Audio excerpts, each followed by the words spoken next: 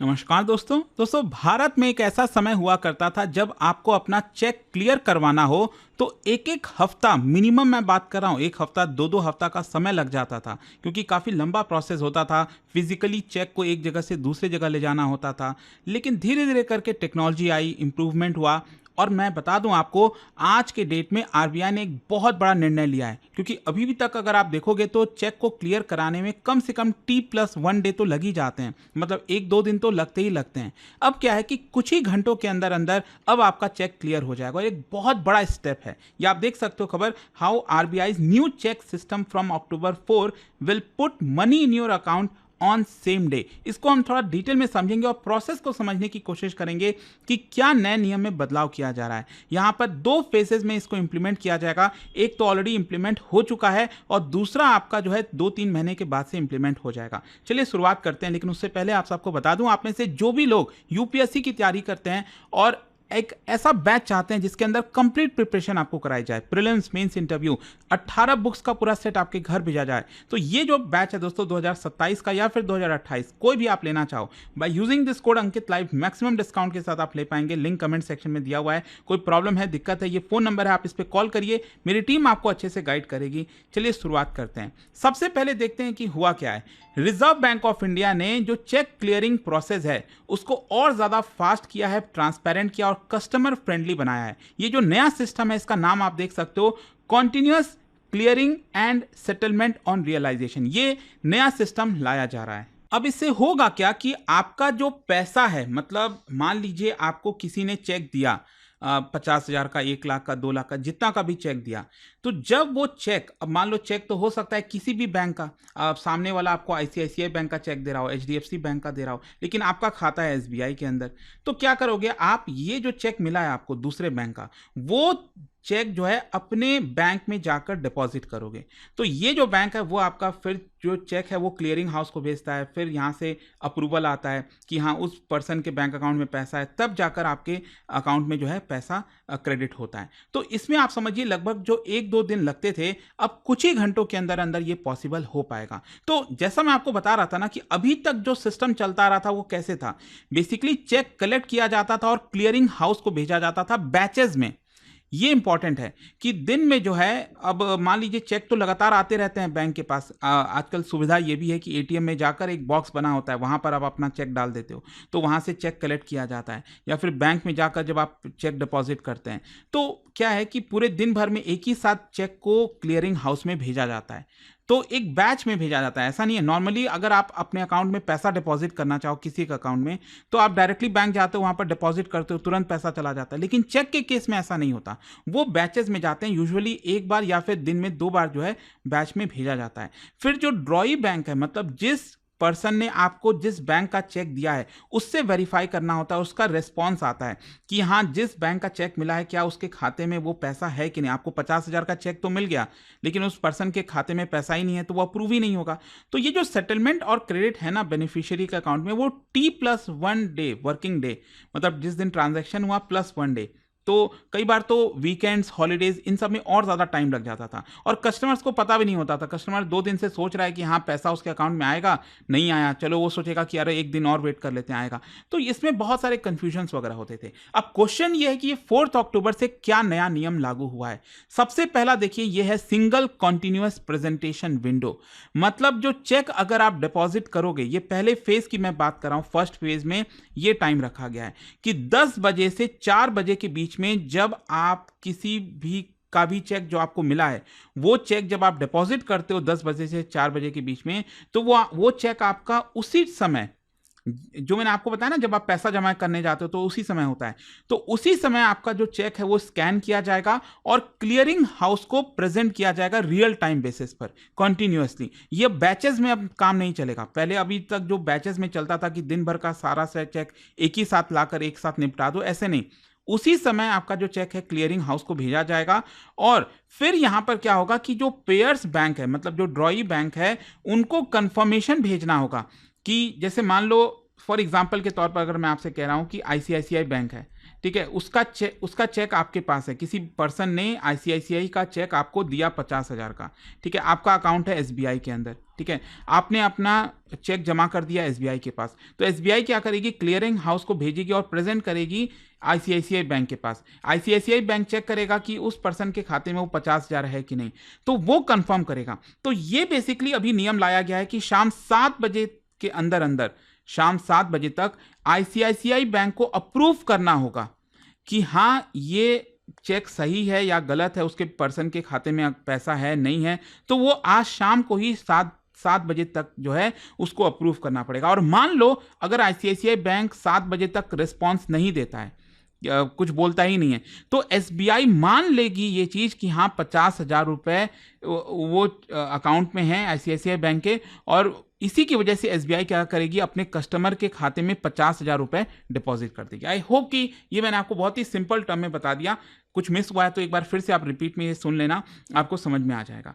तो कहने का मतलब है कि उसी दिन आपका पैसा जो है आपके अकाउंट में आ गया। ये अगेन आप देख सकते हो कि 11 बजे आपने चेक डिपॉजिट किया, उसी समय जो है आपका चेक स्कैन किया जाएगा और इलेक्ट्रॉनिकली भेजा जाएगा क्लियरिंग हाउस के पास।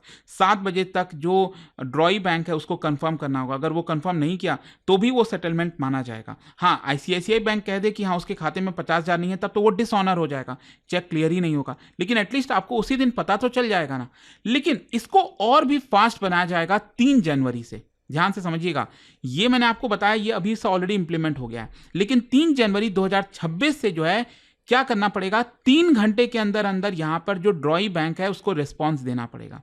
मैंने आपको बताया ना कि अभी नियम यह है कि 7 बजे तक जो है रिस्पॉन्स देना पड़ेगा। मान लो आपने चेक जमा किया 10 बजे या 11 बजे, तो ऐसा नहीं है 3 घंटे के अंदर करना है। अभी तो क्या है, 7 बजे तक आईसीआईसीआई बैंक कंफर्म कर सकती है, लेकिन मान लीजिए अगर आपने चेक जमा किया 11 बजे, ठीक है, तो 3 घंटे के अंदर है, 11 बजे मतलब 2 बजे तक जो है आईसीआईसीआई बैंक को कंफर्म करना ही पड़ेगा, वो 7 बजे का हट जाएगा। फिर ये मैं कब से कह रहा हूं, ये मैं कह रहा हूं 3 जनवरी से लागू हो जाएगा। मतलब अब आपका जो चेक है 3 जनवरी के बाद वो लगभग 2 से 3 घंटे के अंदर, अब हो सकता है आईसीआईसीआई बैंक आधी घंटे में आपका कंफर्म कर दे, तो आपने 11 बजे चेक डिपॉजिट किया और 11:30 बजे तक जो है आपका कंफर्मेशन भी हो गया। आप समझ रहे हो ये कितना फास्ट हो गया है, मतलब इतना तेज स्पीड से अब चीज़ें होने लगेंगी, मतलब शायद कोई पहले सोच भी नहीं सकता था। और इससे बेनिफिट ही होगा कस्टमर्स के लिए, बेनिफिट यह है कि उनको 1-2 दिन का इंतज़ार नहीं करना है, सर्टेनिटी जो है वो कम हो जाएगी। पहले लोगों को प्रॉब्लम होती थी, डेडलाइन, सेटलमेंट, रूल्स पता नहीं थे, तो ये सब इश्यूज आते थे। मनी जो है वो बैंकों के बीच में अटका नहीं रहेगा, ठीक है। कई बार होता था कि जिसने चेक दिया है उसके अकाउंट से, खाते से पैसे कट चुके हैं, लेकिन अभी जहां पर क्रेडिट होना था वो हो ही नहीं पाया, उसमें 1-2 दिन पैसा फंसा रहा बीच में, वो उसकी कोई प्रॉब्लम नहीं होगी। डिजिटल एफिशिएंसी आ जाएगी क्योंकि चेक वगैरह अब स्कैन किए जाएंगे, इलेक्ट्रॉनिकली यहाँ पर भेजे जा रहे हैं। लेकिन हाँ, अभी भी कुछ कुछ लिमिटेशंस आप कह सकते हो। लिमिटेशन तो यही है कि देखो, अभी जो नियम लागू हुआ है उसमें 10 से 4 बजे के बीच में आपको डिपॉजिट करना है। अगर आप 4 बजे के बाद डिपॉजिट करते हो तो ऑब्वियसली बात है फिर वो अगले दिन का ही होगा।